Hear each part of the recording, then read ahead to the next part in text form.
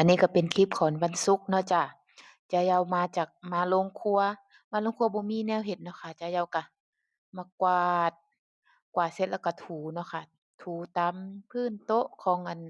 ห้องอาหารนี่เนาะค่ะโรงอาหารนี่ก็เป็นโรงอาหารที่กว้างกว้างปูกระเบื้องก็ปูกระเบื้องสีขาวเด้อค่ะโอ้โฮเปื้อนขนาดแต่ละมื้อแต่ละเว้นนี่ขี้ฝุ่นเต็มเนาะค่ะกำลังพลทหารเพิ่นมากินข้าว หลายมื้อแล้วล่ะจ้ะบ่ได้ถูมื้อนี้แบบ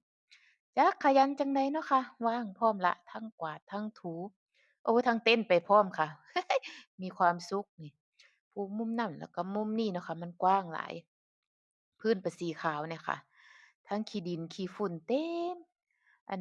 จะเอามาเฮ็ดอันอยู่นี่เนาะค่ะถ้าว่างๆก็ในแนวนี้แหละค่ะอืมดีกว่าอยู่ซื่อๆเนาะค่ะเฮ็ดไปมันเป็นความสุขอีกอย่างหนึ่งเดะค่ะ การเห็นพื้นที่มีความสะอาดมองไปแล้วมันเหลืองมากๆเนาะค่ะอันนี้ก็เป็นการออกกำลังกายไปอีกแบบหนึ่งหน้าที่ก็บ่ได้มีหยังหลายดอกค่ะกวาดพื้นถูพื้นล้างถ้วยล้างชามมื้อนี้ก็อันว่างแรงอากาศก็ดีเนาะค่ะแดดร้อนพู้นถูก็บ่สะอาดก็บ่แล้วใจเดะค่ะ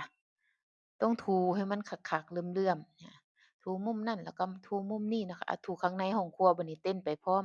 อืมอ้าวมีความสุขหลายอืม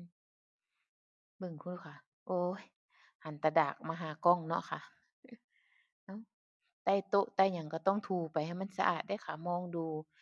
คนมาเนาะค่ะมองเห็นมันสะอาดดีก็มันก็มีความสุขเนาะค่ะเฮ็ดกับข้าวกับน้ำมันก็เป็นตากินนั่นมุมนี้เต้นก่อนถูอันนี้ก็มุมของมุมห้องทำอาหารเนาะค่ะห้องทำอาหารเจ๊หมีเนาะค่ะอันเราก็กวาดก็ถูทำความสะอาดให้มันเรียบร้อยเนาะค่ะอ้าวก็บ่ได้สะอาดปานใดดอกค่ะถูก็ได้ก็ดีกว่าบ่เฮ็ดเนาะจ้ะอืมอ้าวปานใดสิแล้วยายเออนพ26นี่ก็เป็นหน่วยที่มีอาหารมีกับข้าวให้กินเช้าเที่ยงแลงเนาะค่ะกินฟรีโอ๊ยอิ่มหมีพีมันนั่นแล้วล่ะตัดภาพมาที่ทางนี้โอ้สะอาดเรียบร้อย